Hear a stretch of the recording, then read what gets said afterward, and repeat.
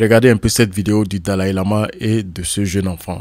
Qu'est-ce que vous trouvez de bizarre ou bien d'anormal dans ces images? Ici, il dit au petit « suce ma langue ». Ça a été translate en anglais. Bon, d'après les vidéos que j'ai regardées, on n'a jamais su la suite de ce qui s'est passé. Si le petit a fait ou il n'a pas fait. La vidéo a été coupée et a été publiée sur internet. Donc depuis quelques jours, le Dalai Lama, il est dans les problèmes et dans les insultes. Bon, vous voyez, ça c'est Cardi B.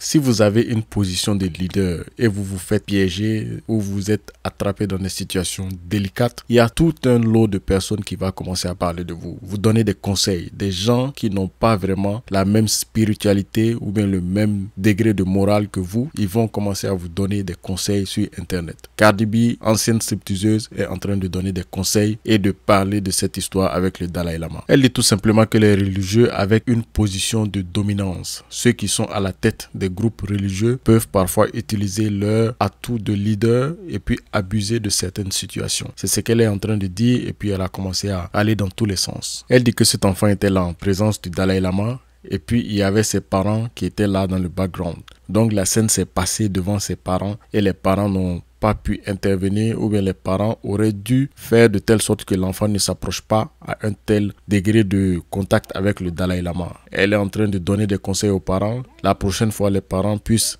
recadrer leur enfant, garder l'enfant près d'eux au lieu de laisser l'enfant tourner auprès des personnes âgées. Elle n'a pas entièrement tort. Nous tous, nous avons appris ou nous avons entendu des histoires qui ne font pas sens, où un groupe religieux, le dominateur, le leader de ce groupe religieux a fait des choses qui n'étaient pas morales. En fait, avant de commencer à donner sa position, il faut faire des recherches sur la situation qui s'est passée. Tout le monde a une culture différente de la culture des autres. Au Tibet, ils ont une culture qui les permet de faire certaines choses qui vont paraître dégoûtantes, qui vont paraître abominables aux yeux des Occidentaux. En plus, cet enfant n'a pas gagné la loterie pour pouvoir visiter le Dalai Lama. Il est présent avec ses parents, donc on sait un peu à peu près pourquoi est-ce qu'il est là et ce qui va se passer ou ce qui devrait se passer. Si ses parents ne sont pas intervenus, peut-être que les parents ont compris le geste du Dalai Lama. Ils ne l'ont pas vu comme si c'était quelque chose d'abominable, d'atroce et puis de choquant. Ceci est la première fois que je rencontre ce type de geste, ce type de prosternation auprès d'un leader religieux. La culture de ce monde est très vaste. Après que la toile se soit enflammée, après les images que tout le monde a vues, les gens étaient choqués. Donc le Dalai Lama a présenté ses excuses par rapport à ce qui s'est passé. Il s'est excusé d'avoir choqué le monde avec les images qu'ils ont pris la toile. Le journaliste nous dit que cet épisode s'est passé en février. Février, c'est un peu loin maintenant. Et que cet enfant a approché le Dalai Lama pour une prière,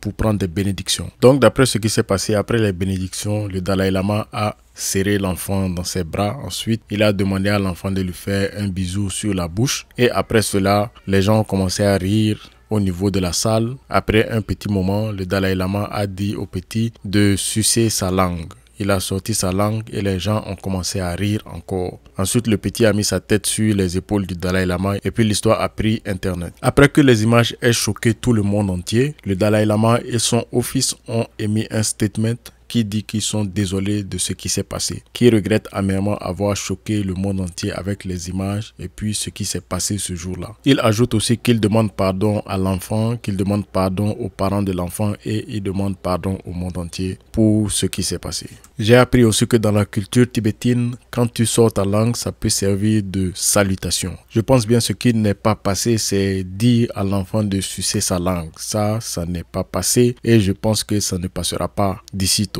Bon, il y a des rapports aussi qui disent que cette histoire de sortir sa langue peut servir d'abus au niveau des enfants. Donc, ce genre de choc culturel n'est pas vraiment autorisé et n'est pas bien à exposer au monde entier. Donc, le débat de fond, c'est est-ce que les pratiques dans une culture qui choquent les autres cultures, est-ce que c'est quelque chose de bon? Est-ce que l'on doit juger la culture des autres juste parce que ce n'est pas permis chez nous? Bon, personnellement, je ne suis pas tibétain et je ne comprends pas ce qui s'est passé. Cette histoire de sortir sa langue et puis de dire suce ma langue, ça c'était un peu trop pour mon goût. Je ne comprends pas et je ne suis pas d'accord avec ce genre de truc. Mais la scène s'est passée devant tout le monde, devant un groupe de personnes et aussi il savait qu'il était filmé. Donc peut-être lui, son point de vue, ce n'était pas un acte qui devait choquer les gens, c'était juste une petite rigolade. Il s'amusait un peu avec l'enfant vu qu'il y avait tout le monde et que si quelque chose devait arriver, les gens allaient intervenir. Mais lui-même, il est revenu derrière pour dire qu'il est désolé désolé, qu'il regrette ce qui s'est passé. Donc peut-être qu'il sait, ou bien après avoir choqué le monde entier, lui-même il se rend compte que ce qu'il a fait n'était pas bien. Aimez la vidéo, commentez, partagez-la pour plus d'histoires que vous n'allez pas comprendre.